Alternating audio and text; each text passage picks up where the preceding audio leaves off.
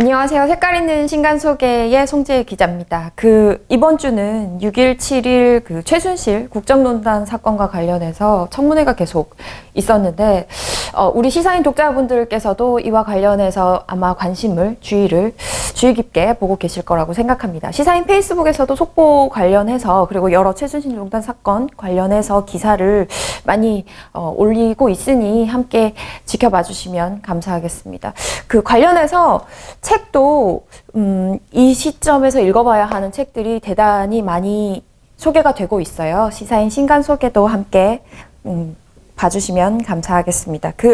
그러면 482호 신간 소개 해볼게요. 자, 촛불의 명령. 먼저 표지 알려드리고 싶어요. 저희 시사인 기자들과 직원들께서 이 촛불을 회의실에 엄청나게 켜느라 동분서주했는데 잘 보셨나요? 자, 482호 새로 나온 책 신간 소개하도록 하겠습니다.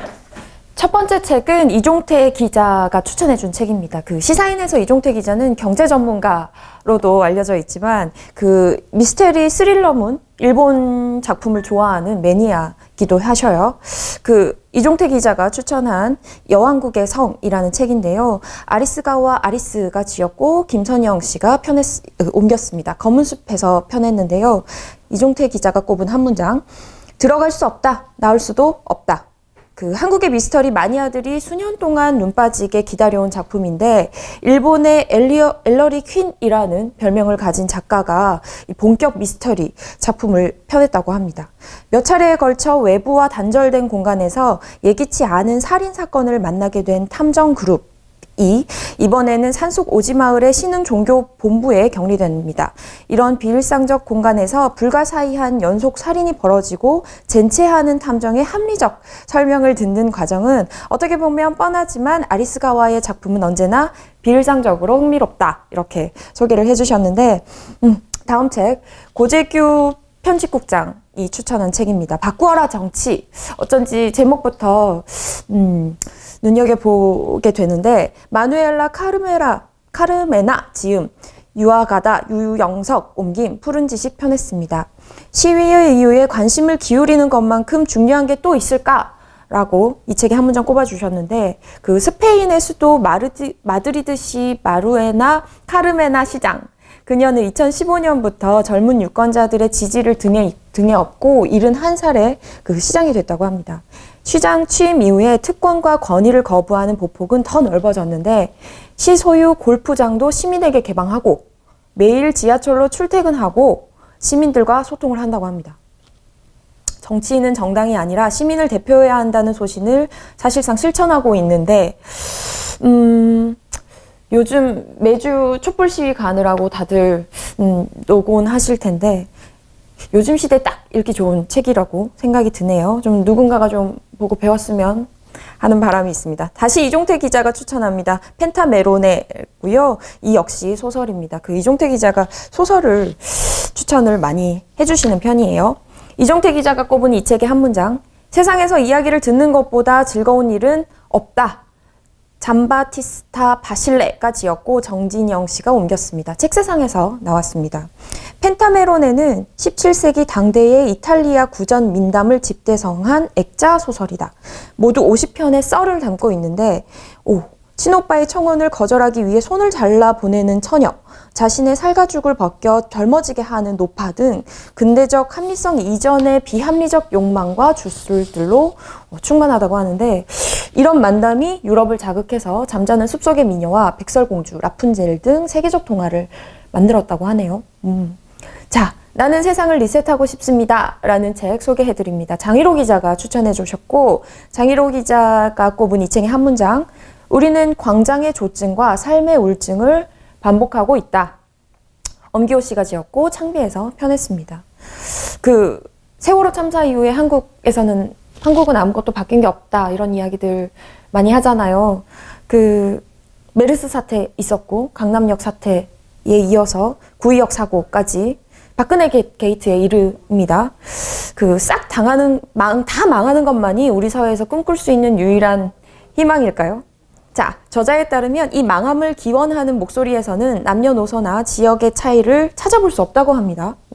현실을 바꿀 힘이 없는 사람들에게는 아예 현실을 날려버리는 것만이 유일하게 가능하고 즐거운 상상이 된다. 아무것도 바뀌지 않는다고들 말하는데 또 한편으로는 많은 것이 바뀌어 왔다. 이 책은 1987년 민주주의가 멈추었던 자리를 살피고 그 자리에서 시작할 수 있는 일들을 재검토한다고 합니다. 삶의 민주화라는 화두를 여기서 풀 수 있을 것 같아요. 또 장희로 기자가 추천한 개가 가르쳐 주었다라는 책입니다. 오스카 아스코가 지었고 유은정 씨가 옮겼습니다. 돌베개에서 편했습니다. 장희로 기자가 꼽은 이 책의 한 문장, 형무소에 개가 있다. 몇 번을 봐도 감개무량한 광경이다. 일본에서 있은 일을 직접 다루었는데 일본 시네마현에는 사회복지 촉진센터가 있다고 해요. 자잘한 범죄를 저지른 초범 2,000명이 모여서 갱생훈련을 받는데 굉장히 흥미롭습니다. 2009년에 이곳에 생후 2달 된 작은 강아지 3마리가 들어옵니다. 재소자들이 할 일은 단순히 개를 키우는데 그치지 않고 이 강아지들을 메인 안내견을 만드는 데 있는데 책은 이 센터가 2009년부터 교정 프로그램 중 하나로 운영하고 있는 안내견 강아지 육성 프로그램의 성과를 다루고 있다고 해요. 작은 강아지가 성견으로 자라서 세상으로 나가는 과정을 담고 있는데 사실은 이뿐만이 아니라 더 많이 변하는 사람들의 모습까지 보여주고 있다고 해요. 지역 주민의 삶도 함께 변화하는 걸 관찰할 수 있다고 하는데 한국에도 도입해 볼 만하다고 저는 이 소개를 보면서 그런 생각이 들었어요. 자, 마지막 책이에요. 장희로 기자가 추천한 마지막 목격자들이라는 책입니다. 스베틀라나 알렉시예비치가 지었고 연진희 씨가 옮겼습니다. 글 항아리에서 편했습니다. 장희로 기자가 꼽은 이 책의 한 문장, 하느님이 그것을 봤을까? 만약 보셨다면 무슨 생각을 했을까? 벨라루스라는 그 작은 마을이 있어요. 소련 서쪽 경계선에 위치했는데 이 마을에는 628개 작은 마을이 있다고 하고 주민과 함께 다 불살라졌다고 합니다. 인구의 4분의 1이 사라졌고 1945년 전쟁 고아 수는 25,000명에 달했다고 합니다. 저자는 그 속에서 가장 작고 무기력한 존재, 어린 아이에 집중했는데 아이들을 전쟁을 경험한 어린아이들 101명의 이야기를 묶은 책이라고 합니다. 전쟁이 가져온 잔혹하고도 참혹한 폭력을 지켜보기만 했던 건 아니고 저마다의 방법으로 목숨을 걸고 싸웠는데 이 책은 아무 힘도 없지만 죽을 힘을 다해 버틴 아이들이 자신의 눈으로 보고 몸으로 겪은 전쟁 기록을 담고 있다고 합니다. 네, 개인적으로 제가 이런 논픽션을 좋아하는 까닭에 꼭 한번 저도 읽어보겠다고 약속드립니다. 자, 신간 소개는 이렇게 짧게 마무리하고요. 코너 속의 코너, 언제 사라질지 없어질지 모르는 코너 속의 코너. 이번 주에는 잡지를 가지고 왔어요. 이번에 창간호를 낸 잡지예요. 보이시나요? 보스톡이라는 사진 잡지고요. 제가 저희 신간 소개 외에도 구간이라든지 잡지라든지 독립출판물들을 소개를 해드린다고 말씀을 드린 바 있죠. 이 가운데서 오늘은 사진 잡지를 들고 왔는데 코너 속의 코너에서 적극 추천하는 책입니다. 15,000원이고 먼저 알려드릴게요. 서점에서 사실 수 있고요. 15,000원에. 그리고 온라인 서점에서도 구입이 가능하다고 합니다. 사진 잡지입니다. 사진과 글이 이렇게 있는데 이 책은 새롭게 탄생한 젊고 대중적인 사진 잡지, 특히 사진과 현대미술과 디자인, 문학 이런 경계를 넘나들고 있다고 합니다. 황현선 선생님께서 글을 써주는가 하면 지금 이 시대에 최고 열심히 활동하고 계시는 그 사진 작가의 작품까지 함께 볼 수 있습니다. 첫 번째 창간호의 주제는 페미니즘, 반격하는 여성들인데 이 기존 사진계의 성적 위계를 전복하는 국내외 여성 작가의 필자들과 여성 작가와 그 필자들의 사진과 글을 폭넓게 싣고 있다고 합니다. 자, 9개의 코너로 구성되어 있고요. 첫 주제가 이 페미니즘인 까닭을 설명을 해주고 계세요. 창간사를 쓴 비평가 김연호 씨가 이에 대해서 사진의 역사가 주로 근대화된 국가의 중산층 비장애인 남성을 위주로 서술되어 왔으며 우리 시대의 사진은 가혹한 재련을 필요로 한다 라고 말하고 있습니다. 그렇기 때문에 국내외 가장 논쟁적이고 뜨거운 여성 사진가들의 작업과 이야기들을 이렇게 담고 있는데요. 그 의미를 다시 되짚어 본다고 합니다.